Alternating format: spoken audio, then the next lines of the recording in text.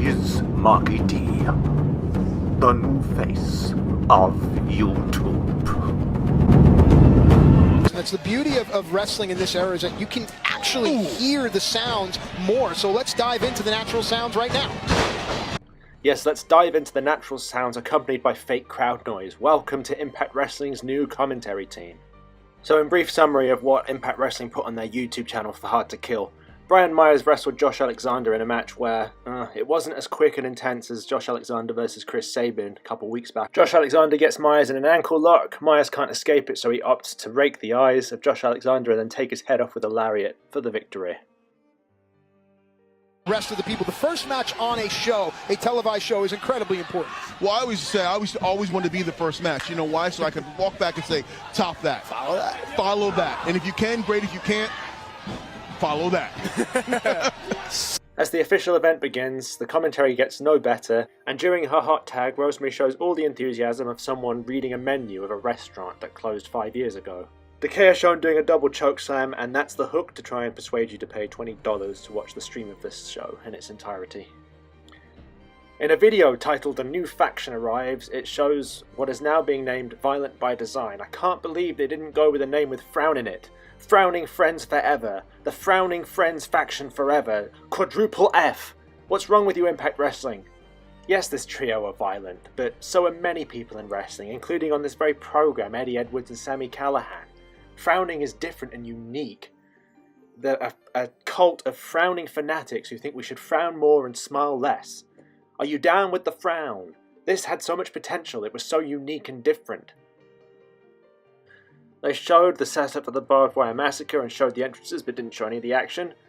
Then we saw Ethan Page have a fireball fight with himself. Okay, moving swiftly along. Havoc did a double fall-away slam on Tasha Steele and Kira Hogan. That looked pretty cool, to be fair. Rohit Raju unmasked TJP, presumably, but he had face paint on like an ass clown. What is Impact Wrestling's obsession with face paint? And all they showed of the main event six-man tag was the entrances. Moose replaced Alex Shelley, kind of out of the blue. In my opinion, this is something they should have built towards, getting Moose involved in this whole Impact versus AEW thing. Moose is a villain on Impact Wrestling. He bullies people. He keeps beating up and injuring Willie Mack. There should have been a point where Impact wrestlers they were overwhelmed with AEW's numbers, so they had to go to Moose, and there could have been some time for Moose to be persuaded on taking Impact's side. From the Impact Wrestling's point of view story, and then from the internet smarks perspective, they hate Kenny Omega because he's, prissy prancy, doesn't look or wrestle like a real man or wrestler. Well, Moose is the antithesis of that, so breaking him into this gradually would have benefited more, in my opinion. Let's just see if we can find any more about this on this week's Impact. So Impact opens up with a really good video montage of what happened at Hard to Kill. I'll say it again, Impact Wrestling are at its best when they show these. Man, they said we better accept you ain't the positive. You won't see people flimsily trading holds in slow motion or running the ropes with no ability to do so on these. So it looks like in the six-man tag, AEW came away with the win. Looked rather good from what I can see of this. I edited in more than I thought. Let's just stall for time. La la la la la la la la la la. Or Magic Killer. Did La Resistance do it better? Okay, there we go. So Don Callis then says that he'll be busy in AEW attending to business there, but the Invisible Hand will still be at work. Ooh, what could he mean? Let's find out. The show opens up with a very solid match from Rhino and Eric Young. Eric Young does the Ric Flair, but before Rhino can launch him off, Eric Young rakes the eyes. I think maybe he's trying to rearrange Rhino's face to frown. Eric Young kicks Rhino in the bollocks, but then misses an elbow drop, leading Rhino to make a bit of a comeback, including a gore into the corner, followed by a belly-to-belly suplex. But I want to be a frowning man, baby, trips Rhino from the outside, then clotheslines Jake, who pretty much just runs straight into his waiting arm. Frowning Man further injures the knee. Eric Young seizes on it and puts in a knee bar for the submission victory. Afterwards, they crush Rhino's leg in a chair. Jumped off the ropes. EY knows what he's doing. It's sick, but it's also smart in a weird way. Well, that was awfully calm and lethargic considering the circumstances. Here's how it should be done. No, don't do this! Don't do this! Oh, no! I have to believe that somewhere, grown men are afraid of these three men. Grown men understand that the world is now. We next have a Knockouts tag team match where Deonna Purrazzo's cronies take on Double J, Jordan and Jazz. For those who don't know, Susan is Su Young's alter ego that came about from a Father James Mitchell spell. What's next? Man, I've got to find my wife and get somewhere that has some sanity to it! We're looking for her! Susan! Susan is useless by design as she gets pummeled and goes into the corner where she receives a double knees to the back and this horrible looking thing. I don't want to see that again from Jordynne Grace.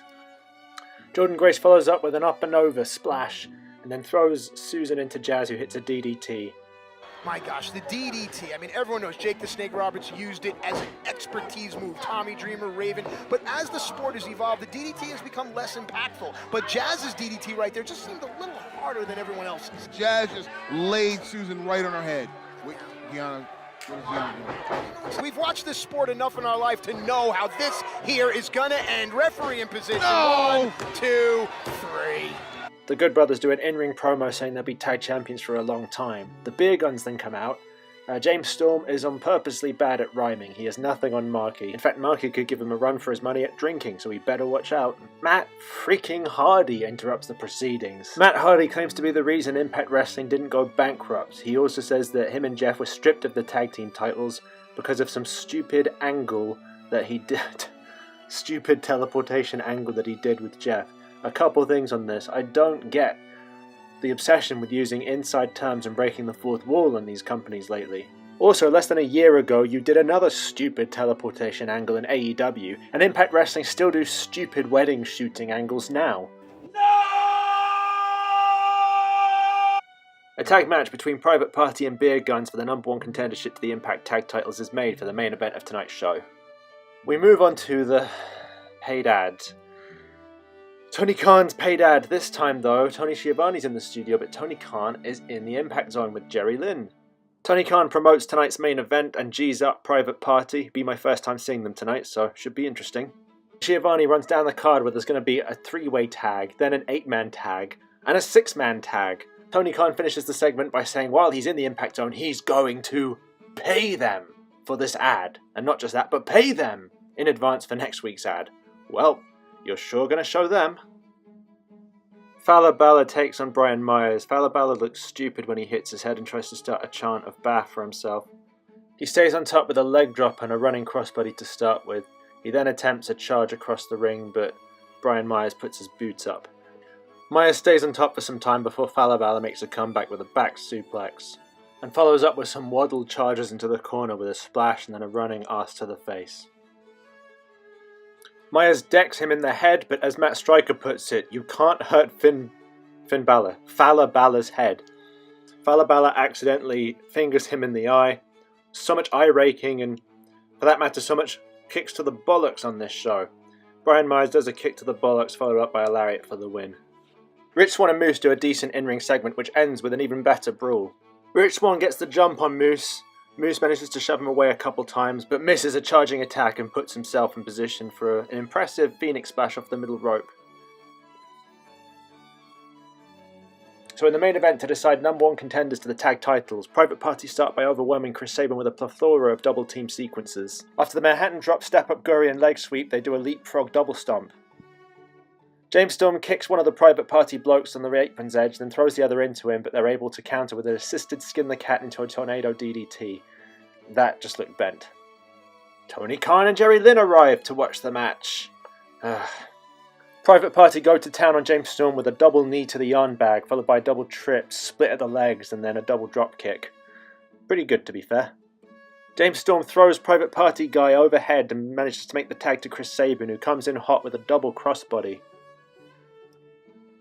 Chris Sabin ping-pong strikes Private Party, waist lock goes around, shoves one into the other, follows up with a tornado DDT and a Guri. Chris Sabin then tornado DDTs the pink-haired Private Party guy, this time with the assist from James Storm.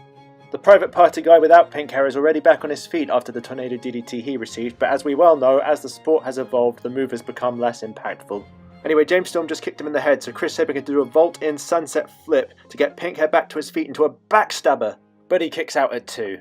The action continues. Pink hair gets a spin kick to the gut. His partner assist launches him back into Sabin and we get a breakdance jumping spin kick.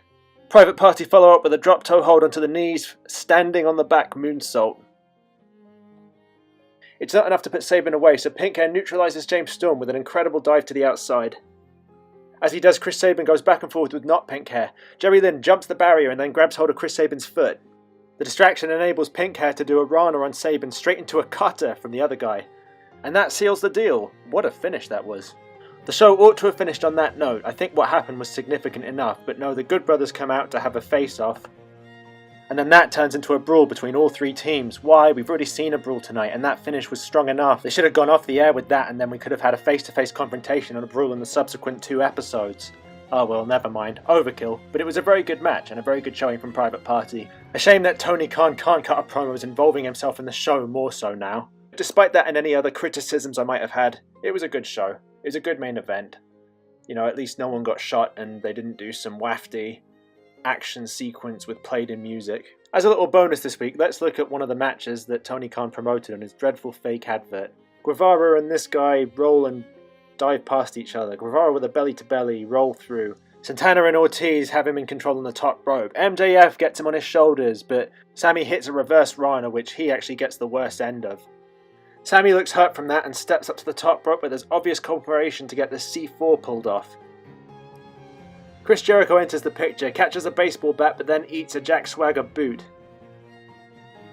MJF gets a ring on his finger. Why, I don't know, but he gets punched in the face.